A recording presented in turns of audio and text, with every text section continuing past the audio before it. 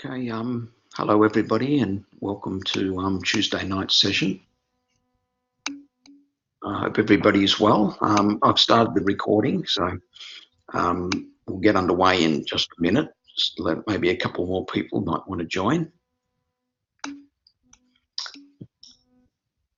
Right, so today's session's really going to focus on assessment 2A, the study design. And as per usual, Mustafa and Zelini will be giving sessions on the actual content of this week, which is about R, but there won't be any R in tonight's session. So it's really just focusing on assessment 2A. Assessment 2A, the study design, is actually, it's a pretty hard assignment generally, not easy. And some of what I talk about today might go into next week as well. So, but hopefully today get a few things underway. A few people already started thinking about what they're going to do for their study design, which is good, just based on a couple of questions on the discussion forums. Anyway, so what I thought I'd do, just a quick overview of the assessment, and then framework for answering the question. So what we recommend is that you just use the marking rubric to decide how to lay your answer out. That's the best way. It's best for us and best for you. Then I'm going to give a few general tips, just based on my experience from the last couple of years, what have been good types of study designs and what ones have been kind of difficult. So just a sort of few very general tips. Then I thought what we could do is sort of like a brainstorm for people who really struggling to come up with an idea. Just brainstorm a few ideas. I'm not really going to be able to say whether they're right or wrong, but just to give a few ideas for people to kind of think about. And then the last dot point I've got here, and I may not get through all of this, but there are 3 examples of study designs that are actually in the assignment itself in the PDF file if you've read them. And I thought I'd actually go through those and try and add a little bit more to those. Try to actually give you turn them into better designs than what they are, because they've all got flaws in them, all got things that are wrong with them. So I'll go through that. And if I don't get through all 3, that's fine. I'll continue it next week as well. But I'm hoping I'll get through at least the first one. So that's kind of my plan for today. Has anybody got any other requests or anything that I can slot in?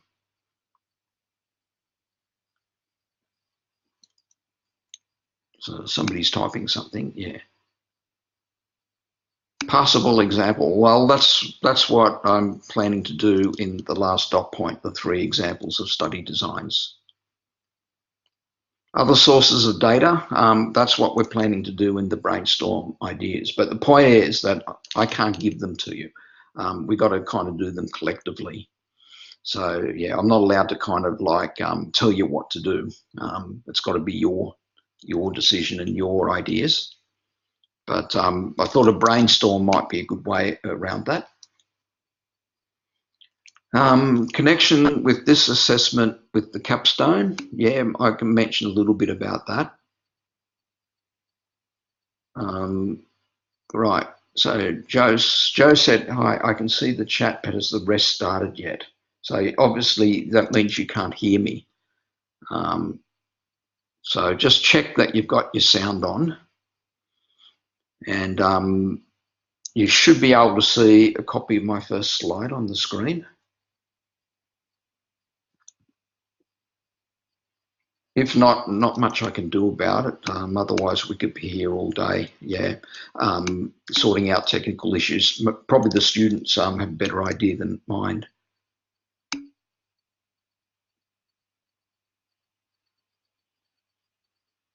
Yeah, a few people who, oh, maybe they're hearing me on the other one. I opened up the other one because there are a few people who've just gone into session rather than collaborate.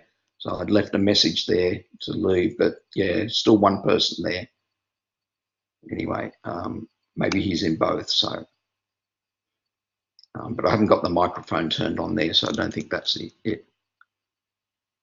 Okay. Oh, David asked a good question that I didn't think about. Is it only one page? Should I attach a couple of rows of the data set? No, no. We just want to see the design. We don't want to see the data. Yeah, one page is really easy to kind of for us to print out and to read. So yeah, that's it. In fact, that raises another point, which I'll go over again. But this study design, it's a plan for collecting the data. So I'm kind of assuming you don't actually have data yet. It's a plan for what you're going to get. Yeah, so it's probably a little difficult for people to actually attach any in that case. Anyway, let's get underway. We'll just move to the next slide.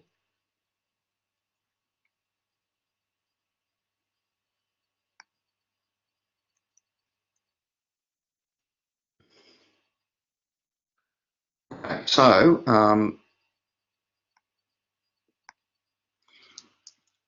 overview of assessment 2A. I'll just reiterate what I said previously. It's a plan for collecting your data for the capstone assignment.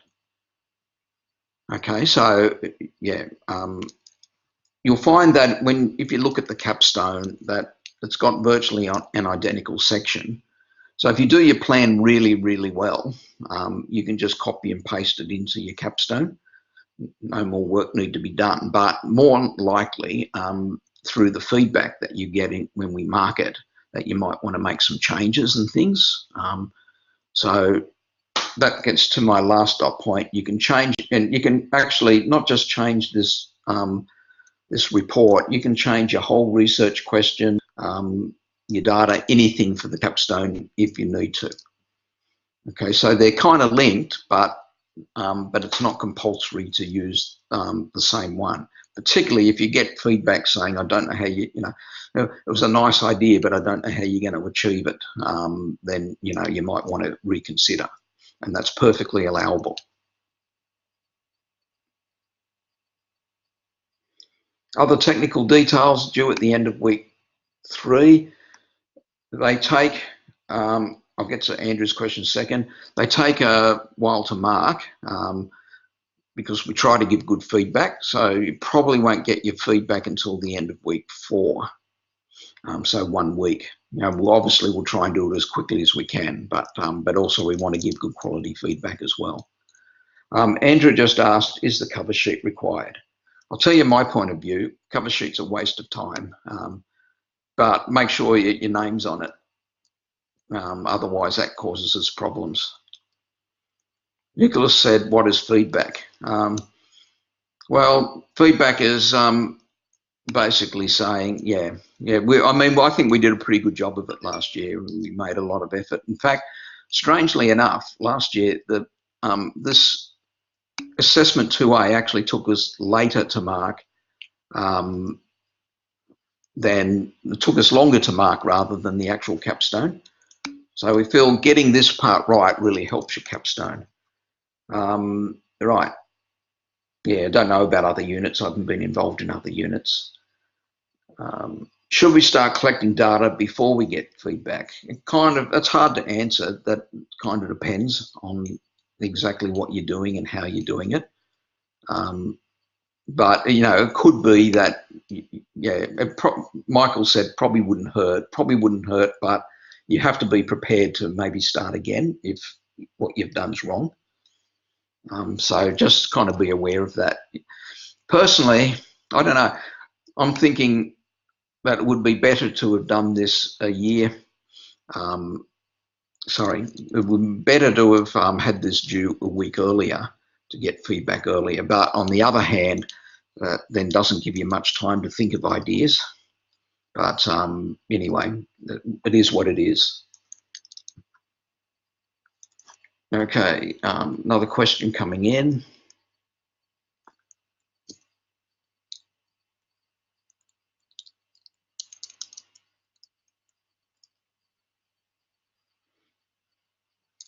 So any other, sorry, big question coming. We assume that we collected data on answering the questions on the experimental design. So we assume, is that a question? What are you asking? Yeah, that's, I think the answer is yes. Okay, more. Okay.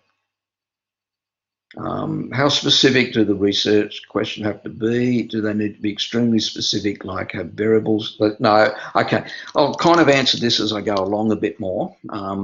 So just be a bit patient with this. But yeah, the question, probably the quick answer is the research question should be one sentence. Shouldn't be more than that. Okay. And there are other places that where you say what your variables are.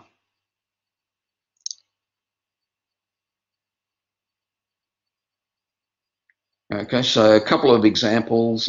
Is there students' social lives and the amount of sleep they get per night across 3 different university campuses? Yeah, that's an example of a research question. Maybe a bit complicated. And the amount of sleep. Yeah, but I mean, it's a good starting point. Personally, I prefer the second one because it's a bit simpler. And you'll see once you, also a really good thing is once you start figuring out what your variables are and what the purpose of your variables are, it becomes clearer. So you often have to start with a research question, figure out your variables, then go back and redefine your research question, sometimes redefine your population. So it's a bit of an iterative process. Okay, Michael's question, something about, yeah, I don't want to talk about the technology at the moment, but I've got too much to talk about today.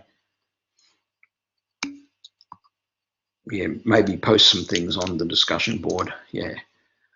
Okay, so there's other technical things. Due week 3, 10% the total assessment. Let me stress this again. I'm going to keep stressing it. Don't go over 1 page because anything over it doesn't get looked at because we're really strict about that. So I don't want to have any misunderstandings about that. And actually, most research designs can be written in half a page without a problem. But yeah, but don't go over 1 page. Okay, and as I said before, you can change the study design for the capstone. So any other kind of quick questions on just this slide, and then we'll kind of get into more like a framework for your assignment. What's the font size? It doesn't say in the assignment, but just use whatever it says for the capstone, which is 12 point. And I don't think we're not really pedantic about the fonts. Just says a Roman style font, so meaning don't do it in Comic Sans or something ridiculous. Yeah, so yeah, 12 point font size.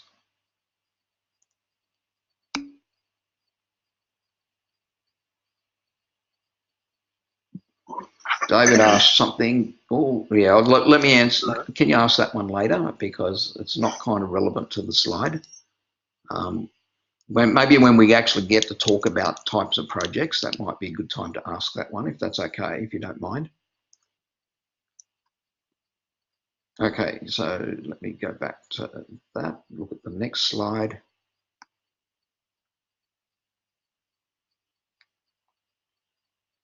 Hello. Hello? I just heard somebody's voice, but didn't hear much.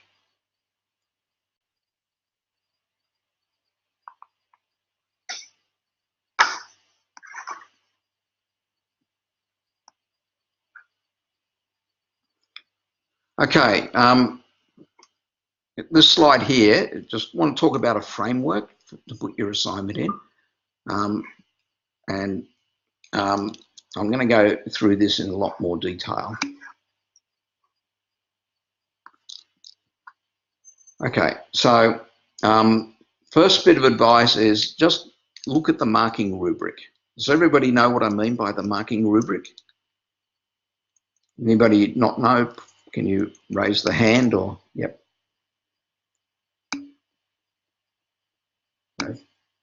Yes, actually, yeah, looks like everybody knows. Is there anyone who doesn't know? Okay, finding it difficult to locate. So Karen, have you actually downloaded the PDF for this assignment? So it's there. It's the second page of that PDF. Don't just look at the description in Learn Ultra. You actually got to download the PDF. I actually wish they hadn't put that description there because people forget to download it. But yeah, if you download that, it's about 4 pages. Just a brief description, then the marking rubric, and then some examples. Lisa said, I've noticed that the subheadings in the rubric are different to the actual assessment outline. What's the assessment outline?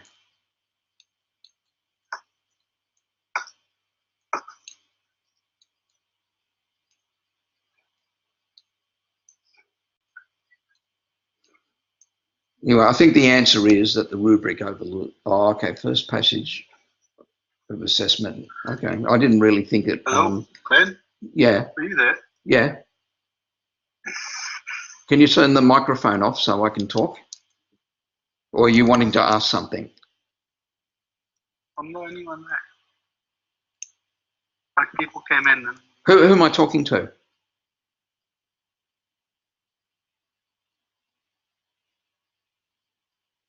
Sorry, I don't know. Yeah. Okay. Anyway, basically when we mark it, we're marking according to the marking rubric. So I think this is true for any assessment. For any assessment. Oh, somebody else on phone. Yeah, look, this is kind of getting a bit irritating. And people talking when I'm talking. You just wait till I finish. I've lost my train of thought now. Oh, okay, he's in the other room, is he? No, just check. I'm going to close it anyway.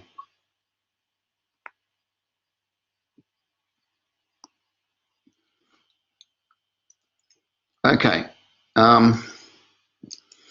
Where was I? I've completely lost my train of thought.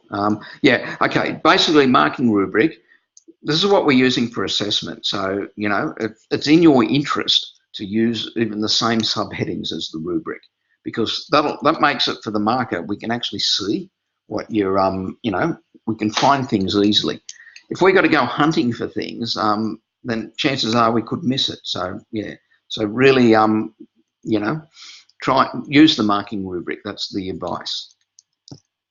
And so set it out that way. Use the headings, boldface them, make them clear. Yeah, don't write an essay.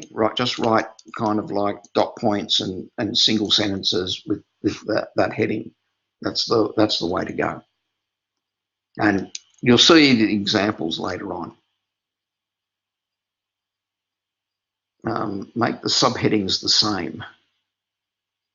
Oh, I really meant make the subheadings the same as the rubric. That's what that means.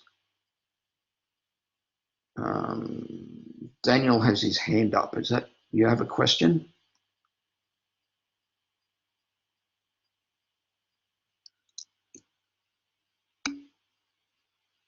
No worries. Okay.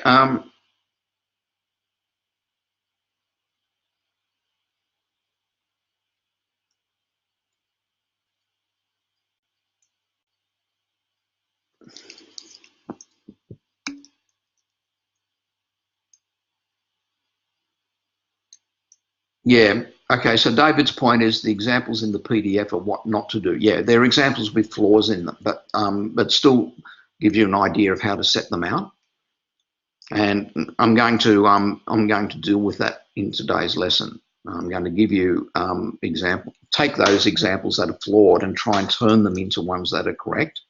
That's what I thought might be really useful for you guys.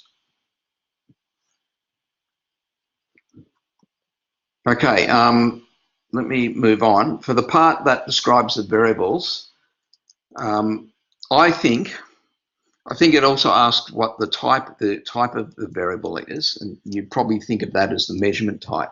But I think it also helps you and it helps us if you say what the usage type is.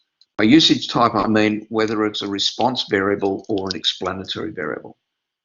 So what I mean by that, response variable is what you're kind of mainly measuring, and then the explanatory variable is what's kind of changing it. So it's sort of like the response variable is a function of the explanatory variable in most cases. There are some cases where, you know, you don't distinguish some analysis, like correlation, for example. If you're checking for correlation of two variables, then you don't distinguish between that. But yeah, the response variable is the dependent variable in mathematical terms, and the explanatory variable is the independent variable. And then you may have other variables that you think could influence it. So it's good to list those as well. They're often called covariates. And the reason for listing those is that, you know, it could be that you change your mind about later on. And so if you collected data on the extra variables, you can change things quite easily if it turns out there's a good reason to change. And it also makes it clear to you what other things might be affecting your conclusions, and helps you write richer conclusion. So it's good to not only indicate your variables, but try to indicate what you're using them for. Also, make sure you address each rubric point. If one of them's not applicable, then say why it's not applicable. Don't just leave it blank, because we can't give marks for blank. So, you know, in some cases, you know, something might not be applicable, and that's fine, but just give a reason about it. And what I'm going to do is I'm going to actually go through the rubric in detail now and talk about each, if you like, each point that it's making, and just say a bit more about that. I think that hopefully be useful.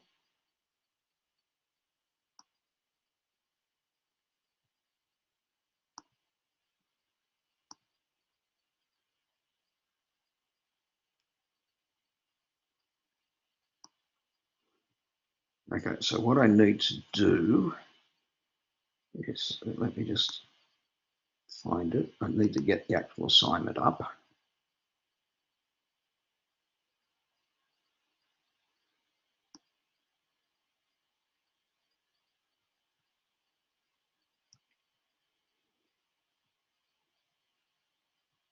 Just give me a second here.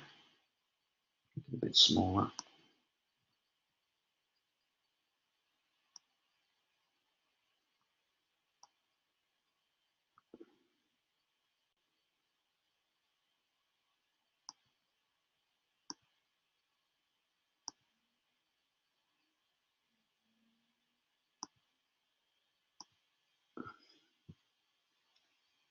Okay, just check. Yep, everyone can see that. So yeah, now I see what you meant. What I think Lisa was asking about the conflict between the two. Yeah, they're almost the same, but yeah. But I'd use this more as a guideline, but I would use the actual headings that are here. So first one, you know, the research question. It should be just one sentence. That's all you really need. And you should really talk about the population or populations that you're dealing with in the research question. So, for example, if you were doing, you know, some sort of clinical study where you gave half your patients a placebo and half the patients some sort of diabetes tablet, for instance, and then you were measuring their something to do with a blood test, measuring their H1AC, whatever it is, then, you know, the research question was that does the medicine significantly lower the blood H1AC level compared to people who don't have it. So here and if I specify the question like that, that's pretty much saying that the population is everybody. So then maybe I have to also be a bit more precise. You know, amongst all diabetics, or amongst all diabetics in Melbourne, or amongst all diabetics in the clinic. So you have to kind of like make it really clear what you're actually referring to. And that also is sort of that's defining your population from who you're going to take your sample from. Does that make sense?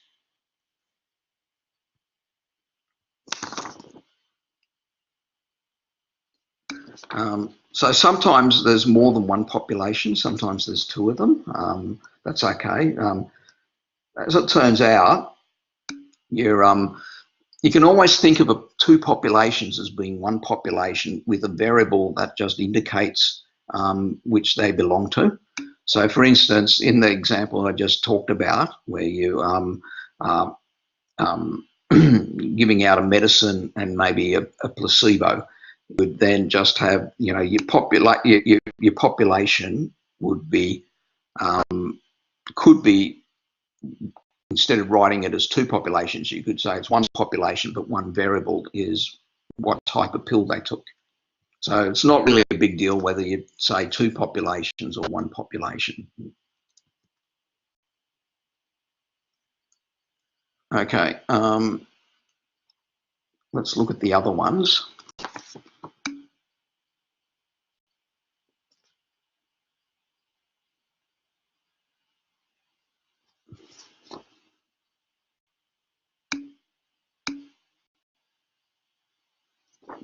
Okay, that's good.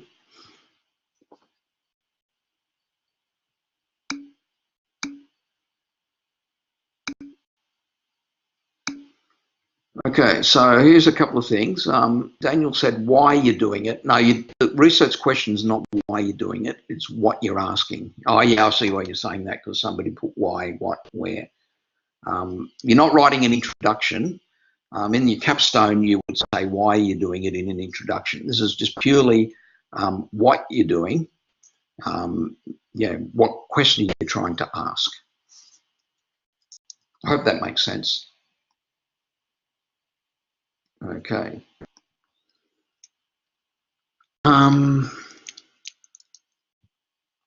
Right, second point.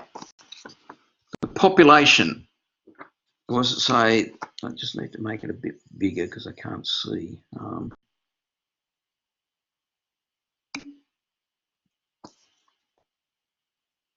Yeah.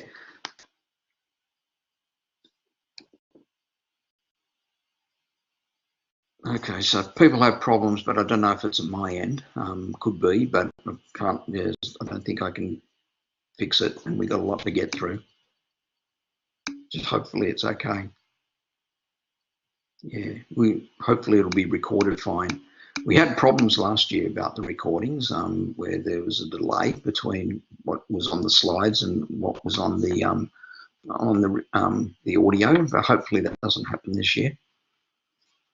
Okay, so population is basically the group that you draw your sample from and what you're making your research question about. Okay, so hopefully that's pretty clear. The danger that people do is they make their populations too big, and then they do a sample from like a small subset of the population, therefore it's not a proper sample. So you've got to kind of match your population to your sampling.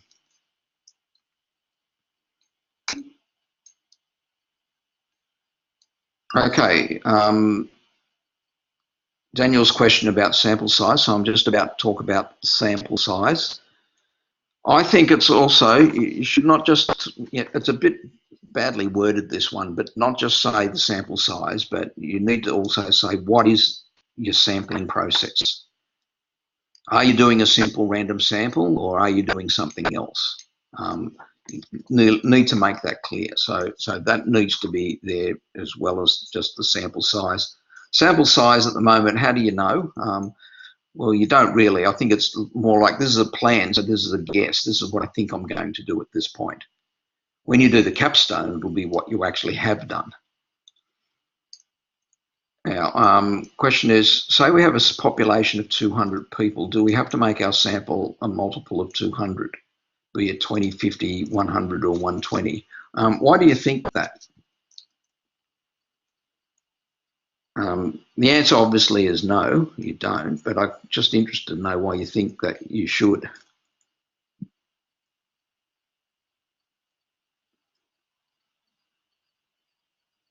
Depending on your sampling method, sometimes you don't have any choice about it.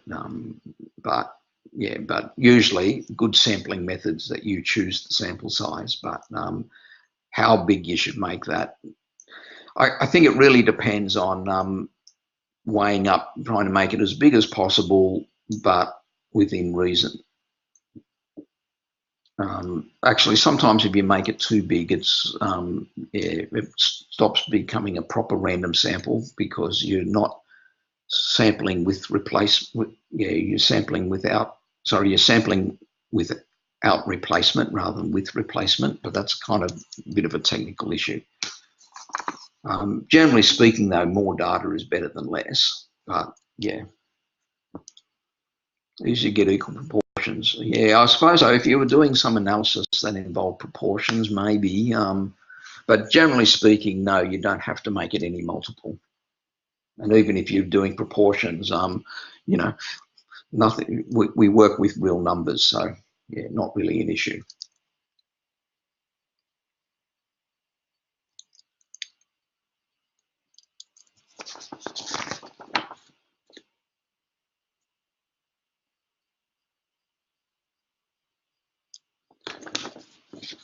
Okay, I jumped one point. Yeah, I think number 2 was whether it was an observational or experimental study. So you can read in the notes the difference between those two.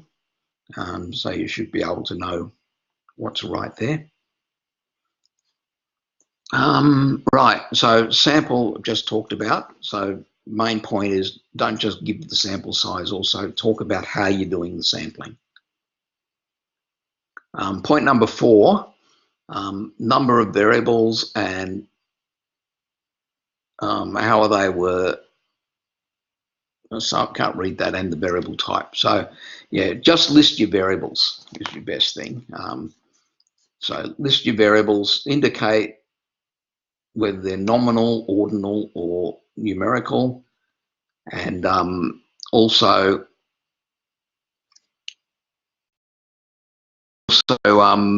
whether they're they plan to be a response variable or an explanatory variable or just another other variable. How many is too many and how many is not enough? That's a good question, but it's difficult to answer. That becomes knowledge of the techniques that you're going to learn, which some people already know them a bit and some people never done any stats before. What I can tell you is basically pretty much most of your analysis you'll be doing 2 variables and no more, but it's still good to collect information about other variables for the reasons that I said earlier. So your analysis will probably just involve 2 variables only. And that's because we can do the various techniques such as t-test and regression. They all involve, at least what we're doing, is just 2. So you need probably at least 2, but yeah, but don't go overboard. I think generally our feedback to people is you've got too many variables or this is too complicated, simplify it, simplify it. That's generally what we have to say to people.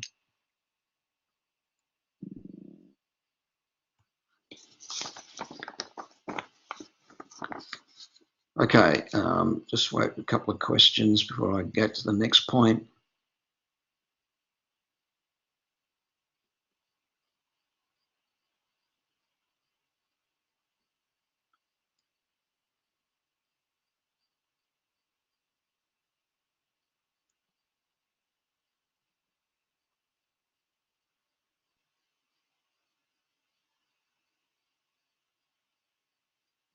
Okay, maybe not typing something.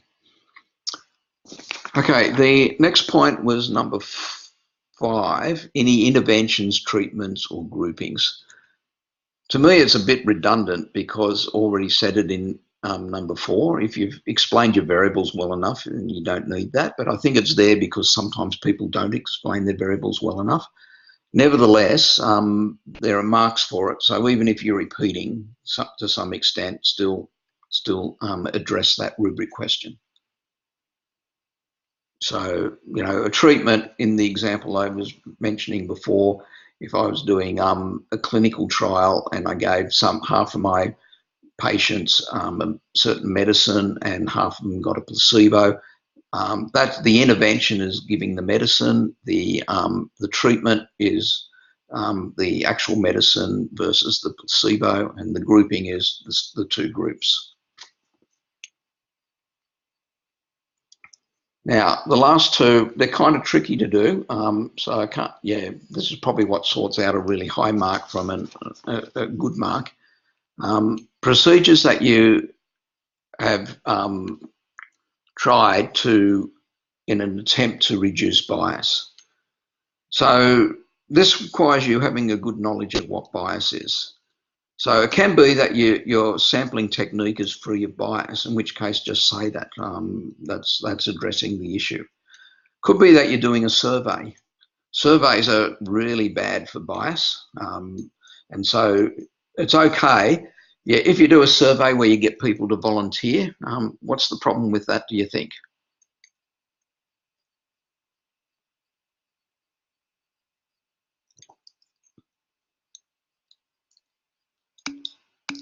Yeah, so here's a few. Interested people only, self-selection bias. Yeah, there are all sorts of problems. What you need to do in your capstone, this is more for the capstone, is you need to address the limitations of your study. But it doesn't mean you can't do it, but you need to show that you're aware of the bias, and you know, maybe there are some things that you can do to help overcome it. Let me just go back. There was a question earlier, I might have just missed, from Steve. Are treatments interventions applicable for an observational study? That's a very astute question. I'd probably be inclined to say they're not, but I think for the purpose of this assignment, yeah, you can call them treatments. So yeah, this would be, yeah, if you just happen to let people do what they like and you're collecting the data on it, then you could still talk about a treatment if they've chosen to do a certain medicine compared to choosing another one. That's still, I guess it's a treatment, but I think people could argue about whether it's technically a treatment or not, but I think you can regard it as being one. Okay, so yeah, so some sorts of sampling will have bias. How would you overcome it? Well, maybe you can't and you just have to live with it. But there are things you can do. Like in a survey, you could try to get people to agree to the survey before you tell them what the survey is about, for instance, and then you might at least, you know, eliminate that bias of only people being interested in the result would do the survey. So that's one strategy which may or may not be applicable for your situation. Right, David asks, any criteria for treatment? No, just look it up, and yeah, it's just something that's different, I think, just that you're doing between the two groups.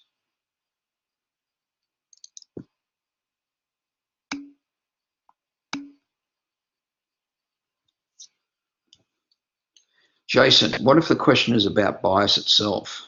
Well, bias in this case doesn't refer to it refers to bias in the sampling. It's quite clear. Okay, you can ask the student, you can ask the people about their biases, but that's not what this is referring to. This is referring to bias in the sampling, systematic bias that could cause you to question your results.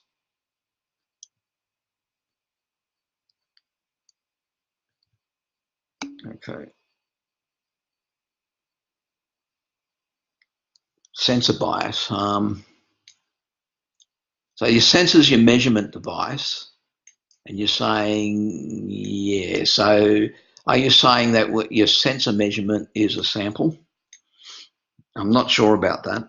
You'll have to figure that out for yourself, I guess. But based on what I said,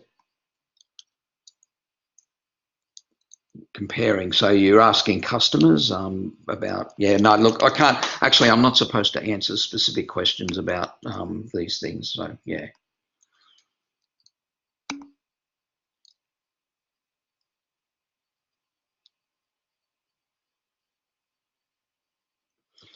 If the result of the question is obvious, but the question is well designed and clear, doesn't matter. I think in terms of marking, that's not part of the criteria, so it shouldn't matter. Sometimes people do statistics to check the obvious because sometimes they think things are obvious, and then when they actually measure it, it turns out it's not. So I don't think it's unreasonable to do that. Although, yeah. Although somebody, I think last year did study, can't remember exactly, maybe flipping coins, and that was kind of a bit of a pointless study. But yeah, but we still tried to mark it as best we could.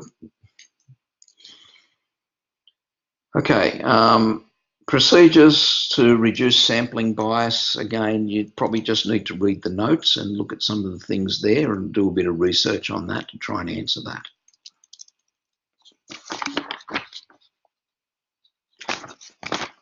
Okay.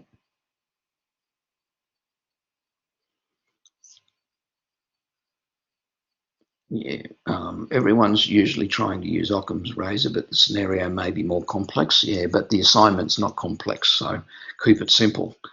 Okay, you might have a desire to answer a really difficult, complex question, but you're almost certainly not going to be able to do it properly in 4 pages. So keep it for when you do a major project in this course. Just boil your research question down to something really simple and testable. That's my advice. Okay, I think probably need to move on. Time's getting away from us and I'm not going to get to looking at the examples. Oh yeah, that's a good point Stuart just raised, save it for data mining. Yeah, just bear in mind that you know, you are doing other subjects in this course. This one's about statistical inference. And actually, that's one of my next dot points. So it leads nicely into the next slide.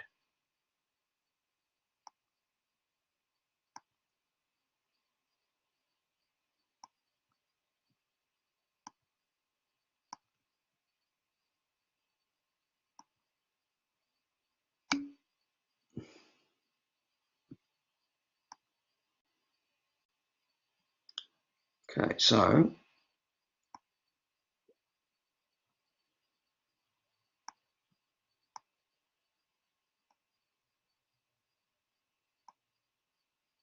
right. So just a few general tips. Often the best reports are where students do a simple home experiment. Okay. Many of you are doing this course because you want to analyze large data sets. And so always when we're doing this, people say, oh, can I use this data set? Can I, you know, look up the web and use that data set? You can. We don't prevent it. But what I'm telling you is, from experience, the best reports are where students just do a simple home experiment. And the reason is they control everything. They control the experiment. They know how the sampling was done. They know everything. If you decide you want to do an observational study from a website or something you found, data set you found on the web, then the onus is then on you to find out certain things. You then need to find out, well, how was that data collected? If they don't say, then that will be a fault of your design because you're not able to say how the sampling was done. You know, you can't just assume, you need to justify how it was done. So often getting something off the web or is going to be more difficult than just doing something simple at home. But that doesn't mean you can't do it. People have done it and people have done it successfully, but there's a few more hurdles to do, I think, when you get someone else's data. One hurdle, one thing you might ask, suppose I've got, I don't know, suppose I've got something from, I don't know, Bureau-Stats or something like that. What's the population? Is it that data set? What sometimes people do is they get a data set, a big data set, and then they do a random sample of that data set. Is that a good thing to do? The answer is I don't think it is, because then their population's the original data set. They've got a sample, they're doing the statistics on the sample to make a conclusion about a data set that they could have just found the mean of or whatever with the original data set. It's a kind of pointless exercise to do that. So if you've got a data set somewhere else, that has to be the sample, and then you have to know how the data was collected. So that's the danger in using something else. Another tip, the gold standard of sampling is the simple random sample. Okay, I'll get to Simo's question later. The gold standard of sampling is the simple random sample. Why is this? You'll see later, all the methods taught in this subject assume it. They all work because it's a simple random sample. If it's not a simple random sample, then it can be that the sampling is biased, which means that the mean of all the different samples is not the same as the mean of the population and complications like that. However, it's not always that easy to do a simple random sample. To do a simple random sample, you have to have a list of everybody in the population. And you can then take that list, give everybody a number, and then pick a random subset of that number. That's easy to do. The hard part is having that list of the entire population. So yeah, if you wanted to do something for the population of Australia, you need a list of everybody, its name, to do a simple random sample. So given that, simple random samples are not as common as what you would like. And sometimes people have to do a sample, but then you have to argue that it's either approximately a simple random sample or, there's no biases, so it behaves similar to a simple random sample. You have to justify it then, so it's harder. If you're doing an experiment, a home experiment, of course, then you don't necessarily need to do a simple random sample. The actual experiment itself is random, so that kind of takes care of things. Now, Simo asked, what if the data is collected for scientific purpose? For example, data collected by NASA. It still doesn't answer the question, how was it collected? Was it a simple random sample or some other method? But if it's an observation, what sort of measurement error? There's just a lot more that you have to find out and to research if you collect it from somewhere else.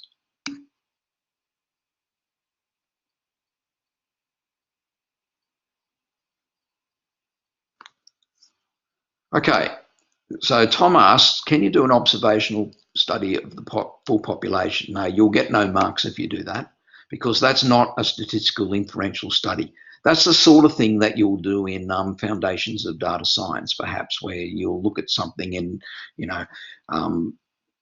do exploratory study, look at all the variables from a full population. This subject is about statistical inference. It's about making an inference from a sample on the actual population. So if your sample size is equal to your population size, that's an immediate cross. That's immediately wrong. Your sample can't be the full population, if that makes sense. So I hope I cleared that up. That's a thing that a few people have done wrong previously. Okay.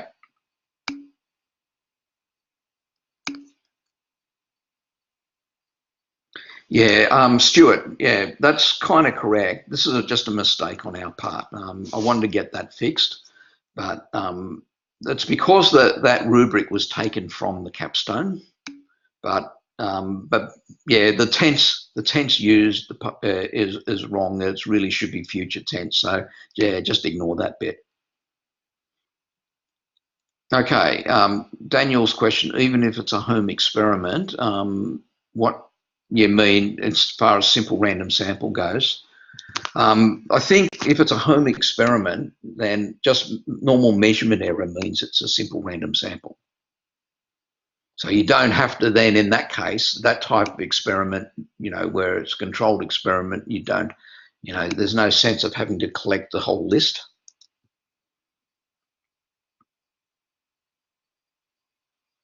Yeah. So does that answer that question, Daniel, about the SRS? Yeah.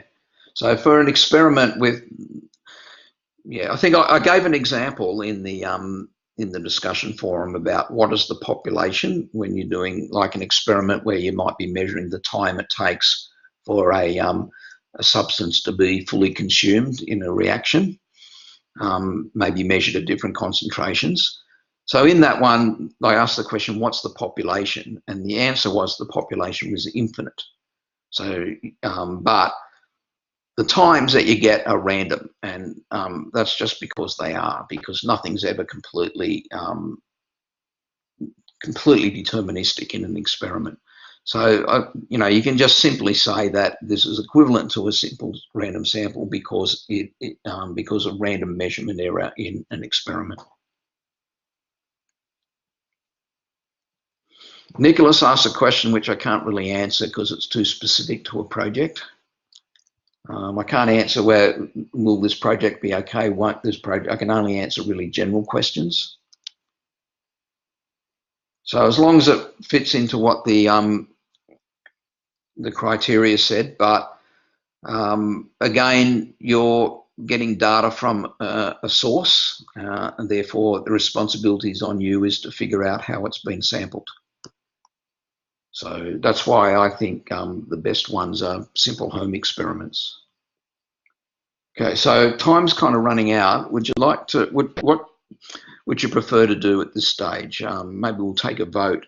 Would you prefer to do a brainstorm on project ideas, or would you prefer to look at those examples in detail?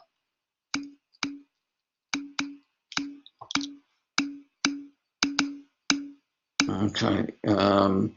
My random samples showed that brainstorm probably ran one out, so that means I'll do the examples next week, I guess. So let's do because I guess also it's more important that you've got the ideas of what to collect, and then next week you can be concentrating on actually writing it up, how to write it. Right, so brainstorm. Okay, so the idea of a brainstorm is just pop out ideas. I'm not going to tell you whether they're right or wrong, just wanting to kind of get ideas to get people to do other ideas. So maybe first we start with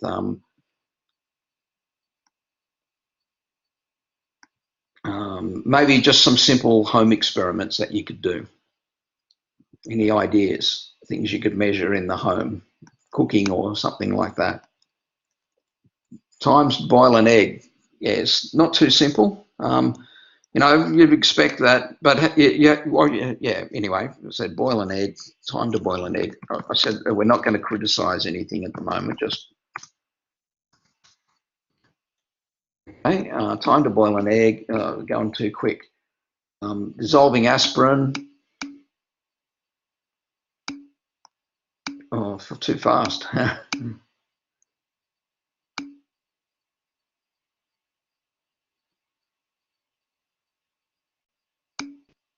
Yeah. Okay, it's dissolving aspirin. How long does it take to pop popcorn?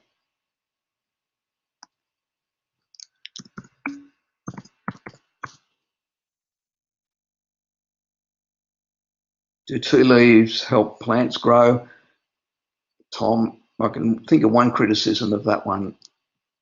It's a good idea, but do you have enough time to do it, to measure the growth of a plant? That may eliminate that one, but otherwise it's quite a good idea.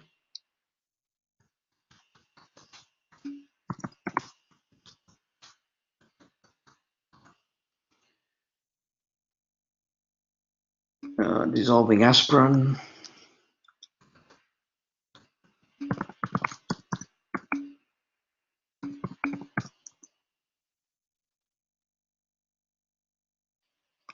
Rolling a dice. I don't like that one too much.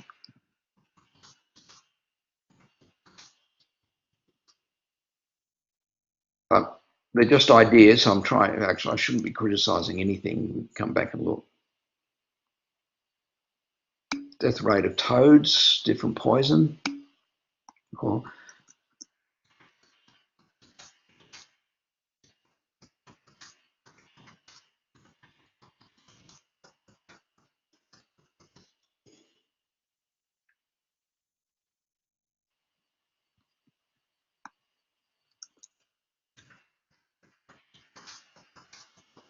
causing an M&M's packet.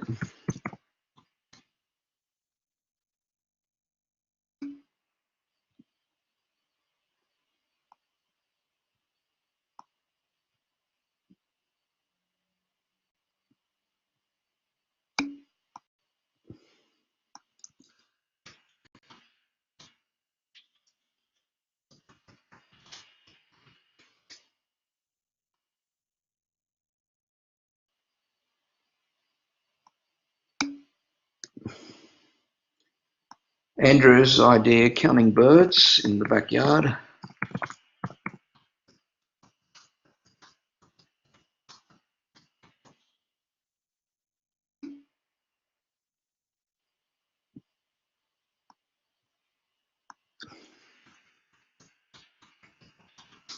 Electricity bills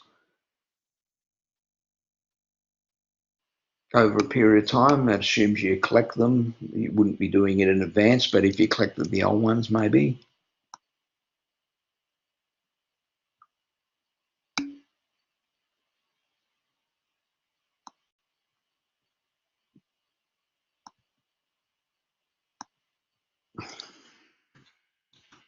Drying, washing, rate or times, number of chips,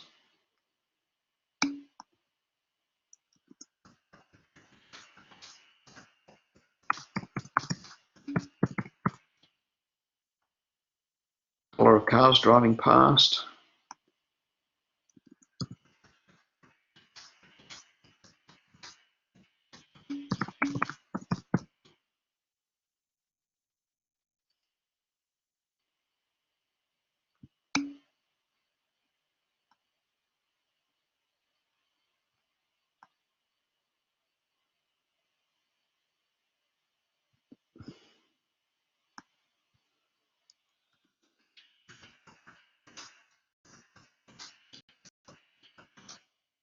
wine tasting. Okay, I'm going to display these in a second. We'll just run through them briefly.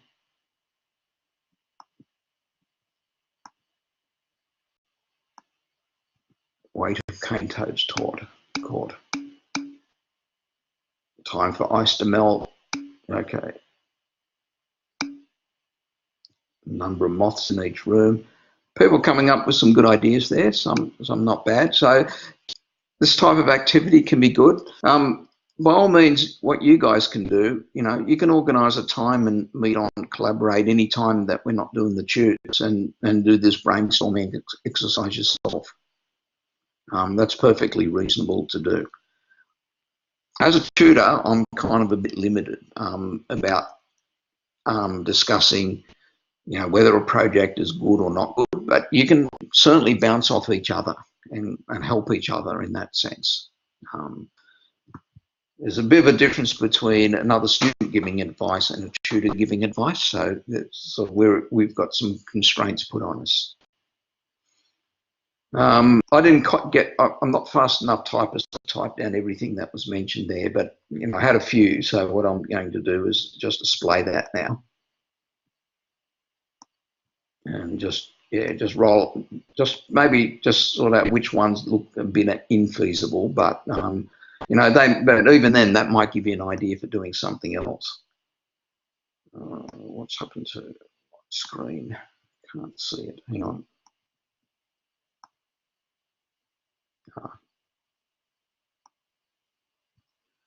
Okay.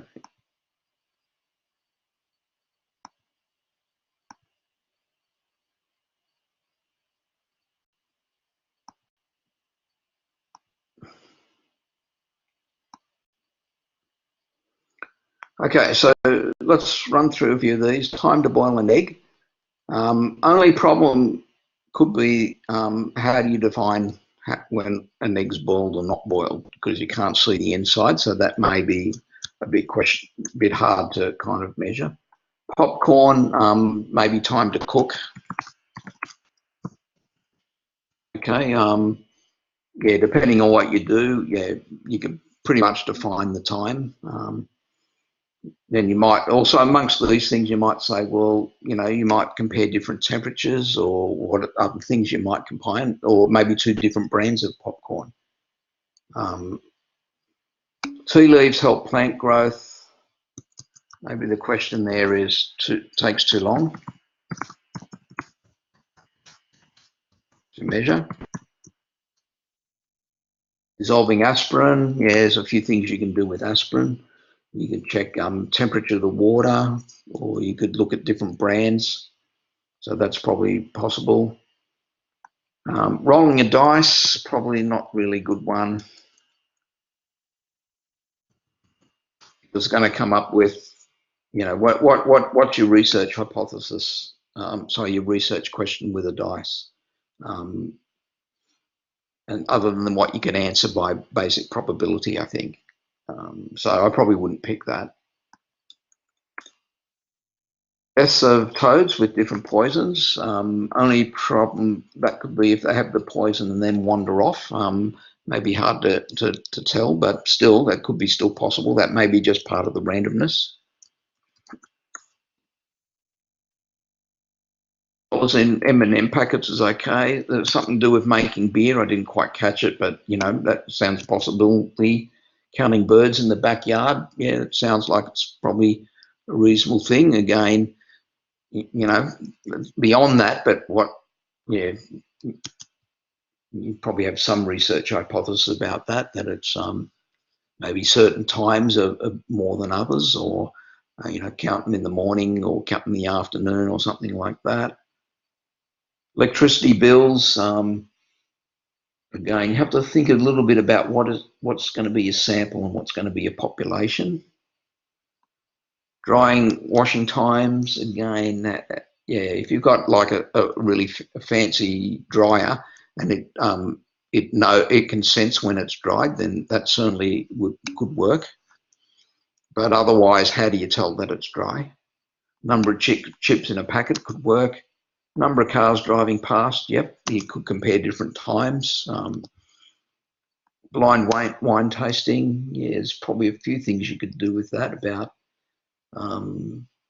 if you have a lot of people, about how many they get right or something like that, or whether it's doing something, or whether the tasting gets worse as the event goes on, which is quite a possibility. So anyway, these are just really rough ideas. Hopefully make you think about other ones. I think that's probably about it. So yeah, I think I'll have to stop now because it's gone past 8 o'clock our time. So just a few general questions. Do we have to worry about confounding variables other than describing them? Probably not. But it's just good to list them, because if you don't have them, then you can't do anything with them. And the reason is because we won't have the techniques in this course to look at multiple explanatory variables, unfortunately.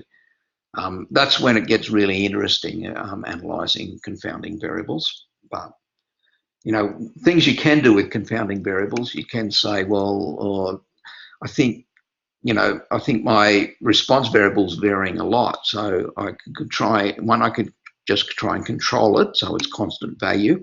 Or the other thing, maybe do the sampling again. Or the other thing you can do is you could, yeah, sometimes reduce the variability by restricting those values that the confounding variables take. Okay, so anyway, next week we'll have a look at those examples. In the meantime, have a good look at those 3 examples at the end of the assignment, and about what's wrong with the experimental designs. They tell you some things, but they don't tell you exactly how to fix them. So that's what I want to concentrate on next week, is how to fix a flawed experimental design, which will probably be, if you've already got one sort of drafted out, then this might help you next week if we focus on that. Okay, yeah, hopefully that was useful. It is a difficult assignment, so don't be stressed about it too much. It's hard coming up with ideas and hard figuring out what you can and can't do. And I feel sometimes a bit limited that I can't help you completely, but try to give you a few general ideas that'll help you this time round. Okay, so I'll see you, some of you next week, hopefully. Just turn off the recording. I'll just stay on a little bit longer after that.